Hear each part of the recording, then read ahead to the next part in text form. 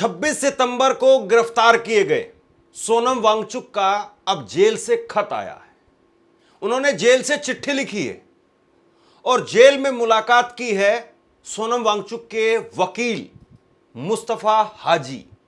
मुस्तफा हाजी और सोनम वांगचुक के बड़े भाई ने उनसे जेल में मुलाकात की है और इसके बाद में सोनम वांगचुक के चिट्ठी के जरिए उन्होंने बताया कि अंदर क्या कुछ चल रहा है और सोनम वांगचुक उन्होंने एक संदेश भेजा है भारत के लोगों के नाम पर और लद्दाख के लोगों के नाम पर।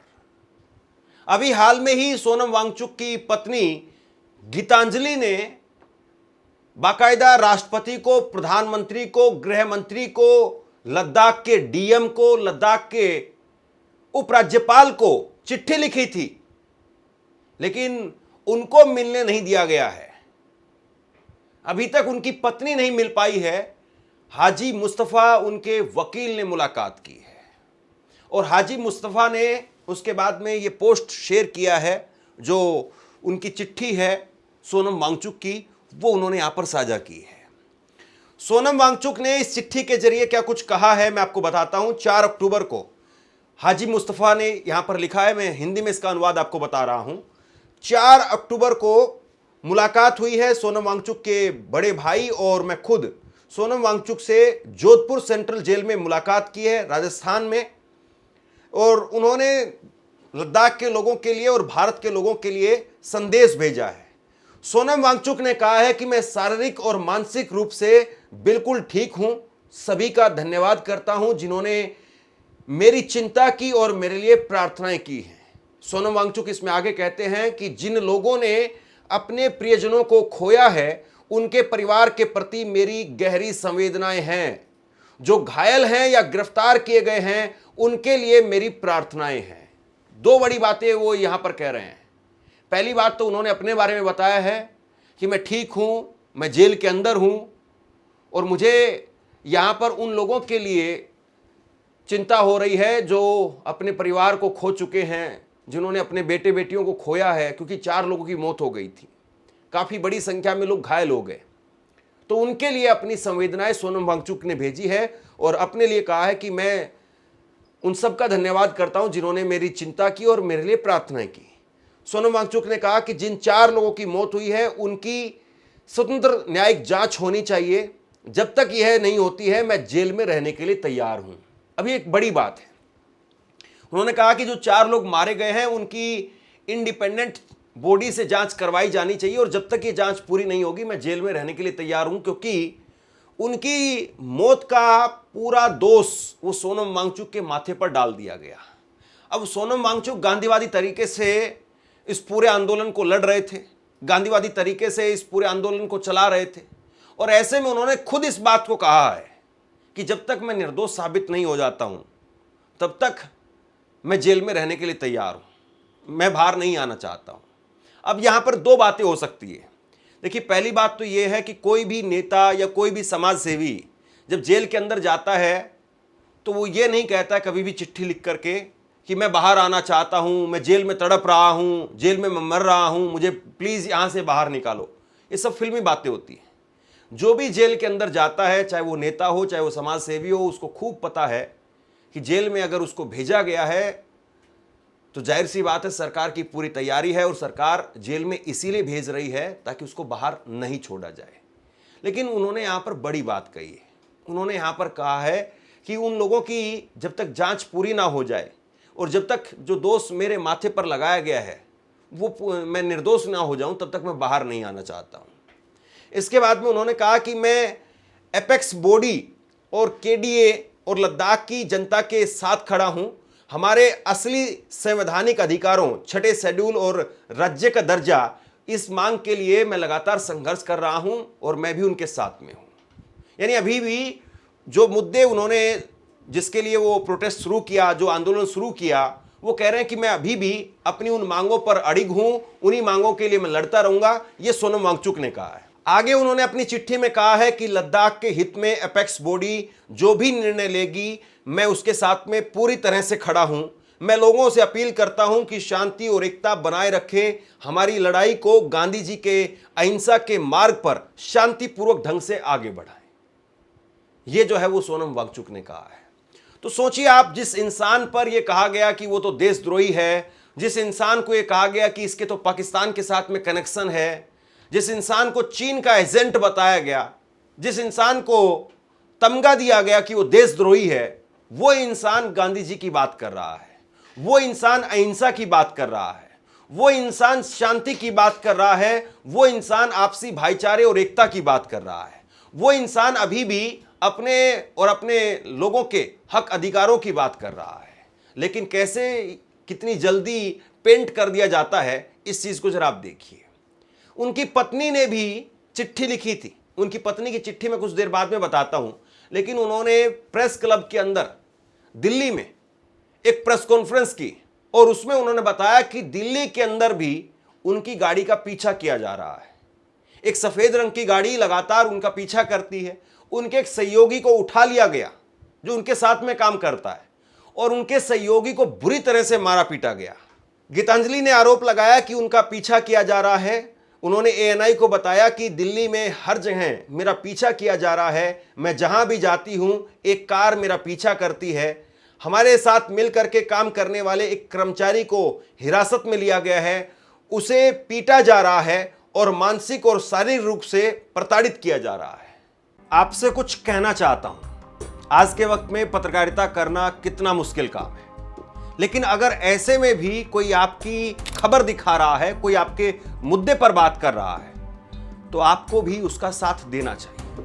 अगर आपको लगता है कि मेरी पत्रकारिता सही है, मैं आपके लिए आपकी खबर वो दिखा रहा हूं, तो ऐसे में आप मेरा सहयोग कीजिए। आप इस वीडियो को जब लाइक करेंगे तो लाइक के साथ में ही एक थैंक्स का बटन आपको दिखाई देगा।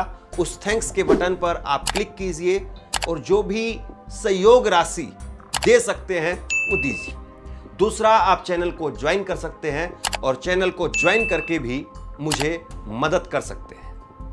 ये जो है वो सोनम वांगचुक की पत्नी कह रही है। आप सोचिए कि क्या दोष है सोनम वांगचुक का, क्या दोष है उनकी पत्नी का, और क्या अदालतें इस बात को देख रही हैं कि एक आदमी जिसकी इंटरनेशनल छवि है, जिस आदमी को न केवल देश के लोग या लद्दाख के लोग जानते हैं बल्कि इंटरनेशनल लेवल पर एक बहुत बड़ा नाम है सोनम वांगचुक, और आज वो एनएसए के तहत जोधपुर की सेंट्रल जेल में बंद है और उनकी पत्नी का देश की राजधानी दिल्ली के अंदर पीछा किया जा रहा है। उनकी पत्नी ने कहा कि मैं दिल्ली आना भी नहीं चाहती थी, लेकिन चूंकि लद्दाख में लगातार इंटरनेट बंद करने की बात है और लद्दाख में जो भी हमारे घर पर आता है वो पुलिस की निगरानी में रहता है, हम किसी से अगर बात करना चाहते हैं, इंटरव्यू देना चाहते हैं, तो पुलिस उसके साथ में लगी रहती है, लिहाजा हम बात ही नहीं कर पा रहे थे किसी से, और इसलिए मजबूरी में मुझे दिल्ली आना पड़ा। ये सोनम वांगचुक की पत्नी ने कहा। और उन्होंने जो है वो राष्ट्रपति को, प्रधानमंत्री को, गृह मंत्री को, लद्दाख के उपराज्यपाल को, लद्दाख के डीएम को उन्होंने चिट्ठी लिखी है बाकायदा। उन्होंने आरोप लगाया कि वांगचुक को शांत कराने के लिए पिछले कई महीनों से उनको विंच हंट करना शुरू कर दिया था, यानी उनकी छवि खराब करना शुरू कर दिया था। अंगमो ने यह भी कहा कि वांगचुक कभी भी किसी के लिए खतरा नहीं हो सकते हैं, अपने राष्ट्र की तो बात ही छोड़ दीजिए। उनकी गिरफ्तारी के बाद में, सोनम वांगचुक की गिरफ्तारी के बाद में उन्होंने 3 ट्वीट किए हैं एक्स पर। 2 अक्टूबर को उन्होंने ट्वीट करके लिखा कि क्या भारत सचमुच में आजाद है। 1857 में 24,000 अंग्रेजों ने महारानी के आदेश पर 30 करोड़ भारतीयों पर अत्याचार करने के लिए 1,35,000 भारतीय सिपाहियों का इस्तेमाल किया। गृह मंत्रालय के आदेश पर 1 दर्जन प्रशासक 2400 लद्दाखी पुलिस का दुरुपयोग करके 3 लाख लद्दाखियों पर अत्याचार कर रहे हैं। तो उन्होंने कहा कि जैसे अंग्रेजों ने भारतीयों का इस्तेमाल किया था भारतीयों पर ही जुल्म करने के लिए, वैसे ही आज की हुकूमत वो लद्दाख के लोगों पर अत्याचार करने के लिए लद्दाख के लोगों का ही इस्तेमाल कर रही है। लद्दाख के 1 दर्जन प्रशासक हैं, यानी अधिकारी हैं, और 2400 लद्दाख की पुलिस के कर्मचारी हैं, जिसके जरिए वहां पर लोगों पर अत्याचार किए जा रहे हैं। 1 अक्टूबर को उन्होंने पोस्ट करके कहा कि राष्ट्रपति द्रौपदी मुर्मू को उन्होंने चिट्ठी लिखी और इसमें उन्होंने राष्ट्रपति को एक आदिवासी होने के चलते लद्दाख के लोगों की भावना समझे, ये लिखा उसमें। यह लेटर पीएम मोदी और गृह मंत्री अमित शाह को भी भेजा। अंगमो ने सोनम वांगचुक की बिना शर्त रिहाई की मांग की। 28 सितंबर को न्यूज एजेंसी पीटीआई से कहा कि वांगचुक ने हमेशा गांधीवादी तरीके से प्रदर्शन किया। 24 सितंबर को हिंसा के लिए सीआरपीएफ जिम्मेदार है। सोनम की पाकिस्तान की यात्राएं जलवायु परिवर्तन से जुड़ी थी। हम संयुक्त राष्ट्र के सम्मेलन में गए थे। हिमालय के ग्लेशियर के पानी में हम भारत और पाकिस्तान नहीं देखते हैं। सोनम वांगचुक की पत्नी वो भी पाकिस्तान गई थी और ये पाकिस्तान जाना जो है वो इनका एक तरीके से अब देशद्रोह ठहराए जाने का एक बहुत बड़ा मकसद बन गया है कि ये तो पाकिस्तान गए थे। ये भी कहा गया कि पाकिस्तान से कोई एक आदमी, पाकिस्तान के उच्चायोग से कोई एक आदमी भेजा जाता है जो यहाँ पर आकर के लद्दाख में, लेह में वहाँ के लिए रिपोर्टिंग कर रहा था। अब ये भी बड़ी अपने आप में अचरज भरी बात है कि कोई आदमी आकर के अगर दिल्ली में राष्ट्रपति भवन की रिपोर्टिंग करके या कहीं की भी किसी भी थाने की या किसी भी जगह की अगर रिपोर्टिंग करके अगर पाकिस्तान भेजता है तो वो आदमी दोषी हुआ जो भेजने वाला है, वो थाना या फिर वो जगह कैसे दोषी हो जाएगी? ये तर्क जो है वो समझ में नहीं आया। 1 अक्टूबर को राष्ट्रपति को सोनम वांगचुक की पत्नी ने लेटर लिखा जिसमें कहा कि पिछले 4 सालों से, विशेष करके पिछले 1 महीने से सरकार द्वारा सोनम वांगचुक को टारगेट किया जा रहा है। वे जलवायु परिवर्तन, ग्लेशियरों के पिघलने, शिक्षा सुधार और पिछड़े इलाकों के विकास पर गांधीवादी तरीके से आवाज उठा रहे थे। इसे राष्ट्रीय सुरक्षा का खतरा बताना गलत है। लद्दाख और पूरे देश की जनता सरकार के इस कार्रवाई से हैरान है और वे वांगचुक का समर्थन कर रहे हैं। लद्दाख की पहचान भारतीय सेना के समर्थन के लिए है। वांगचुक ने खुद भी सेना के लिए आश्रय बनाने और सीमाओं की मजबूती के लिए काम किया है। क्या पत्नी होने के नाते अपने पति से फोन पर या सीधे मुलाकात का अधिकार भी नहीं है? क्या अपने पति को उनके कानूनी अधिकारों के बारे में मदद नहीं कर सकती हैं? क्या वो अपने पति की हालत जानने का हकदार नहीं हैं, जिन्हें 26 सितंबर 2025 से हिरासत में रखा गया है? क्या वे पति की हालत जानने की हकदार नहीं हैं, जिन्हें 26 सितंबर 2025 से हिरासत में रखा गया है? क्या एक जिम्मेदार व्यक्ति को अभिव्यक्ति की, आवाजाही की स्वतंत्रता नहीं मिलनी चाहिए? कुल मिलाकर के सोनम वांगचुक की पत्नी ने जिस तरीके से राष्ट्रपति को चिट्ठी लिखी और जिस तरीके से अब सोनम वांगचुक की जेल से चिट्ठी निकल करके सामने आई है, ये दोनों चिट्ठियां वो मौजूदा सरकार पर और उसके काम करने के तरीके पर सीधे सवाल खड़े करती है। और सोनम वांगचुक वो तो मोदी सरकार के तरीके से समर्थक रहे।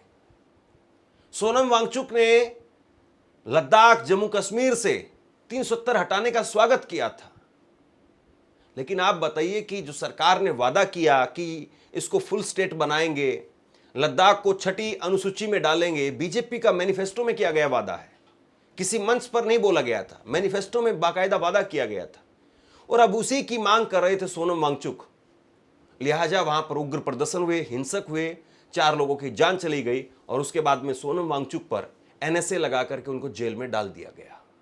अब सोनम वांगचुक की चिट्ठी निकल करके सामने आई है। देखते हैं कि बीजेपी इस मामले में अब क्या कहती है। सोनम वांगचुक की चिट्ठी के बाद में अब उन पर कौन से नए आरोप लगते हैं? आप क्या सोचते हैं? नीचे कमेंट बॉक्स में लिख करके जरूर बताइए। इस खबर को शेयर कीजिए। धन्यवाद।